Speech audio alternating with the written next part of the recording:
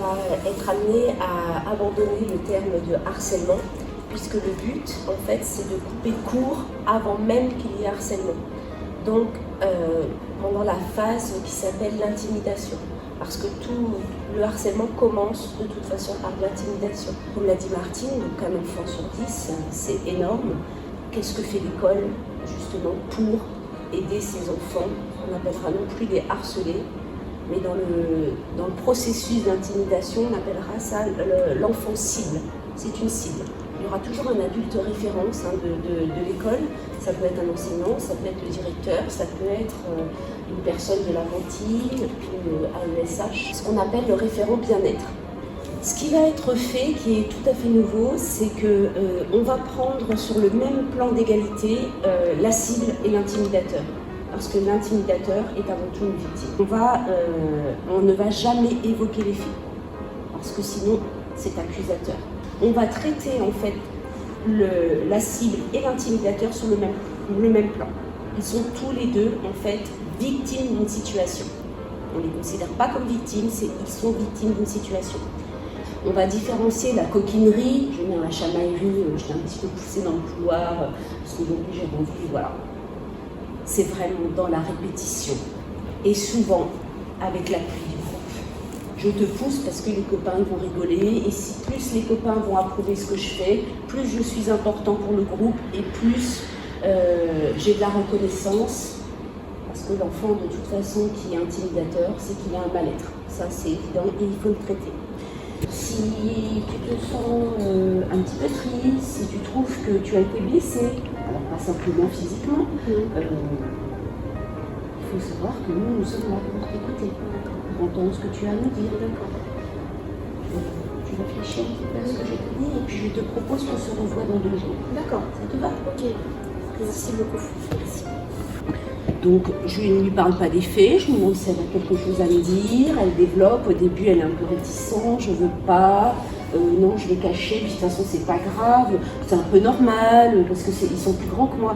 Et puis, j'essaie d'instaurer une confiance, de lui dire que nous on a vu. Je vais maintenant recevoir l'intimidateur. Est-ce que tu sais pourquoi je t'ai fait venir dans mon bureau? Non, mais ça arrive souvent qu'on m'appelle dans le bureau, alors tout est bien. On dit toujours que je fais des trucs qu'il ne faut pas. Et toi, qu'est-ce que tu en penses? Moi, donne un exemple. Qu'est-ce que tu as fait dernièrement que tu ne devrais pas faire? Ben, j'ai bousculé quelqu'un dans l'escalier qui est tombé, mais au moins il a vu que j'étais forte. Hein? Donc là, on a vu, j'ai pas parlé des faits, j'ai laissé venir, j'ai bousculé. Voilà, mais parce que moi je me montrais toujours plus fort, etc. Donc, je parle pas des faits, je vous demande juste de réfléchir. Est-ce que c'est cette façon-là? Qu'est-ce que tu pourrais faire? En fait, le fait de bousculer, c'est de demander aussi, moi je veux qu'on s'intéresse à moi. Je montre comme ça que je suis plus fort. Mais si je pouvais peut-être parler à mes parents, si je pouvais parler à la maîtresse, peut-être que mon agressivité s'atténuerait. Bonjour Martine. Bonjour. Je te vois souvent avec Marie-France dans la cour. Est-ce que tu peux me parler de votre relation? Bah, ça va. Hein. Bah, parce qu'elle est forte, elle n'a pas peur. Ça me fait rire, quoi. Elle est forte. Qu'est-ce qu'elle fait pour te montrer qu'elle est forte? Je sais pas ce qu'elle voulait, moi. Hein. Mais j'ai rien fait. Hein. J'ai parlé que tu avais fait quelque chose. Je sais pas, moi je comprends rien. Je sais pas pourquoi je suis là. Je voulais juste qu'on parle de Marie-France. Tu peux m'en aller maintenant? Oui, je pense qu'on va arrêter là. Hein. Et puis on se reverra. Hein. Merci, voilà. On s'en va. Voilà, la fuite. Donc un enfant qui ne veut pas dire, qui ne veut pas, on sent qu'elle est très... Elle a peur, quoi. Elle sait qu'elle a des choses à dire, mais elle ne les dit pas. Donc tout de suite, non, je refuse. Je refuse, on n'insiste pas. On lui dit juste qu'on va la revoir, ou le revoir, et du coup, ça fait réfléchir ça. En fait, l'enfant va se dire, punaise, bon, bah, on n'a accusé personne, on n'a pas puni, On a juste essayé d'insuffler quelque chose pour que l'enfant intimidateur ou les autres témoins ou qui aussi accompagnent, en fait, réfléchissent. Maintenant, ils savent qu'un adulte sait. À partir du moment où on parle ensemble, c'est qu'on sait. C'est l'attitude de Martine. Ah bah ouais, mais moi je comprends pas pourquoi je suis là. En fait, elle sait tout à fait pourquoi elle est là. Par contre, elle a peur. D'un seul coup, elle me dit, mais moi j'ai rien fait. Donc c'est qu'il y a quelqu'un d'autre qui a fait, etc. Donc, on coupe court. Jean-Marie-France, tu te souviens, on s'est vu mercredi. Tu as fait ta petite enquête pour savoir d'où venait son mal-être? Je sais pas trop, mais en tout cas, des fois, elle se cache derrière des arbres. Elle a peut-être peur. C'est ce que tu penses? Elle a peut-être peur. Elle aurait peur de qui? De quoi? Bon, ben, des fois, on la secoue un peu. Hein. Tu me dis, on n'a peut-être pas toujours été. Comment tu pourrais être plus attentif, par exemple? Faudrait peut-être que je fasse moins mon malin par rapport à elle. On se revoit la semaine prochaine. Tu es d'accord? Très bien, je te remercie. Voilà. Donc je suis toujours dans la bienveillance. Toujours. Je n'accuse pas et j'essaie de l'amener à trouver des solutions et à l'amener aussi à être bien. Toujours dans l'objectif qu'un enfant, donc intimidateur, exprime un mal-être. Alors moi je travaille beaucoup avec les jeux, en particulier avec les jeux de société, parce que je trouve que les jeux de société, en dehors du moment un peu sympathique qu'ils peuvent apporter, ils permettent de développer beaucoup de choses, beaucoup de comportements sociaux, beaucoup de choses intéressantes. Un jeu de société, ça permet d'apprendre son tour, ça permet d'attendre son tour, ça permet de faire équipe avec d'autres. Ça aide à développer un esprit stratégique, ça aide à anticiper les situations, à gérer ses émotions, que ce soit son excitation de gagner ou que ce soit sa frustration de perdre. Ça permet d'apprendre à être content pour celui qui gagne, ça permet d'apprendre à gérer donc, sa frustration d'avoir perdu, à reconnaître les talents de l'autre et aussi à mettre en avant ses propres talents. Donc après, au niveau des jeux de société qui permettent plus particulièrement de travailler le harcèlement, il y a tous les jeux autour des émotions, donc qui permettent de développer l'empathie. Il y a tout ce qui est jeux de société coopératifs, donc les escape games, tout ce qui est les jeux d'Obscurio, c'est un jeu qui est un peu particulier aussi. Plus spécifiquement pour le harcèlement, il y a le tac-à-tac à la récré, alors je sais que tu l'as aussi. Alors ça c'est un petit jeu qui est très facile à jouer. Après, en tant que parent, qu'est-ce qu'on peut faire à la maison? Ce que vous pouvez faire déjà, c'est de donner tous ces codes sociaux aux enfants et de les respecter vous-même. Dès tout petit, on respecte les autres, on se respecte soi. Il faut quand même pas oublier qu'on est le premier miroir de nos enfants. Donc après, sans se mettre une pression et se dire qu'on doit être irréprochable, au contraire, leur montrer que personne n'est tout puissant, que tout le monde se trompe, essaye, rate, recommence. Voilà, c'est normal, c'est comme ça, et que personne n'est tout puissant.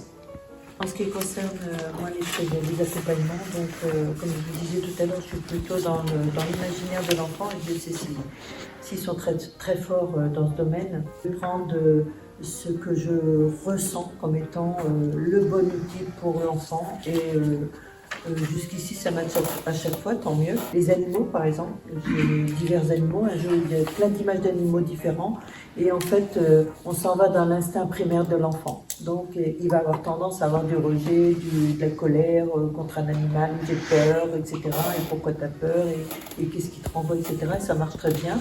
J'ai un jeu de chevaux, c'est que des chevaux, mais alors il y en a de toutes les couleurs. Et alors ils sont parfois flots, ils sont parfois plusieurs, ils sont parfois un marron, un noir, selon comment ils se regardent, etc. Ça marche très bien parce qu'il y a des enfants qui vont voir toute leur famille, sur le papa qui n'est pas content, la maman qui le regarde, etc. Il y a de la tristesse, de la colère, ou qu'ils aiment bien, ils le trouvent courageux, ou drôle, etc. Alors qu'en fait, ils voient chacun à leur façon, hein, parce qu'il n'y en a pas un qui va voir la même chose. Hein. Et ce qui est intéressant, c'est que c'est eux qui disent ce qu'ils voient, c'est pas moi qui les amène à voir. Hein. Donc ça, c'est intéressant, ça libère la parole. J'ai proposé aux parents le cahier des charges, que j'appelle. C'est-à-dire que le cahier il est ouvert et si on ne peut pas se parler parce qu'on est trop en colère, ça marche très bien. Il y a un crayon ou deux. Et puis on répond, l'autre il répond quand il veut. Quand il veut, il n'y a pas d'obligation. J'utilise un jeu que j'ai créé, c'est juste les lettres de l'alphabet. Donc en fait, je leur demande de tirer par exemple 10 lettres ou autant de lettres qu'il y a dans leur prénom. Et je leur demande de me donner un mot qui leur vient à l'esprit sur cette lettre. Quand vos enfants ils vous emmènent en forêt et puis qu'ils disent qu'ils ne sont pas bien, qu'il fait froid, qu'ils sont perdus, qu'ils ne savent pas où ils en sont, eh bien, vous pouvez vous dire qu'il y a quelque chose qu'il faut discuter avec eux. Vous entendez beaucoup parler maintenant qu'il y a une conscience. En fait, c'est ça. C'est être vraiment dans le moment présent.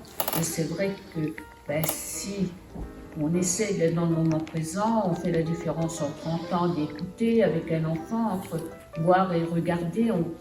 Ça nous permet déjà un petit peu de détecter des choses. Mais même aux enfants, ça, on peut leur dire, c'est pas pareil. Regarder et voir, c'est pas la même chose. Et puis on peut servir aussi de beaucoup de choses. Et nous, entre autres, on a le yoga du son. On sait que le son, la musique est vibration. Même le son, même simplement par délai. Et nous sommes vibration. Et l'eau, c'est poreux. Et il y a une réaction par rapport au son. Et c'est vrai qu'on peut obtenir des choses. Et puis la respiration, bien sûr, la relaxation. J'ai fait autrefois du yoga avec des enfants. On essayait aussi de présenter ça, bien sûr, un petit peu sous forme, un petit peu d'image. Par exemple, pour faire une respiration prédominance abdominale, qui est une respiration qui va plus faire la détente, je leur mettais une peluche sur le ventre. Il fallait que la peluche elle bouge. Il ne fallait pas que ça bouge ailleurs. Au niveau du corps, pour la prise de conscience du corps, je leur disais, il y a une petite mouche, tiens, elle s'est posée sur ta main, il ne faut pas bouger. Puis la mouche, elle avançait doucement. C'était la prise, ils montaient dans le bras pour aller dans le corps, des choses comme ça. De la maîtrise émotionnelle, finalement, Voilà. physique aussi. Voilà, oui, parce qu'il faut se servir déjà, il faudrait essayer, en tant que parent, de définir, on a tous, ce qu'on appelle le vagogue, on a tous une tendance ou un peu plus visuelle, ou un peu plus auditive, ou un peu plus kinésiste, déjà. Voilà. Et donc, en fonction des enfants, si on a un enfant qui est très visuel, et puis que je lui dis, tu vas faire ton lit, ça a tendance à glisser un peu plus. Que si, par exemple, je lui dis, quand je vais rentrer ce soir, il faudra que tu fasses ton lit. Bon, mais si en plus je lui ai écrit, que j'ai fait un petit dessin, n'importe, il y aura un impact un peu plus fort.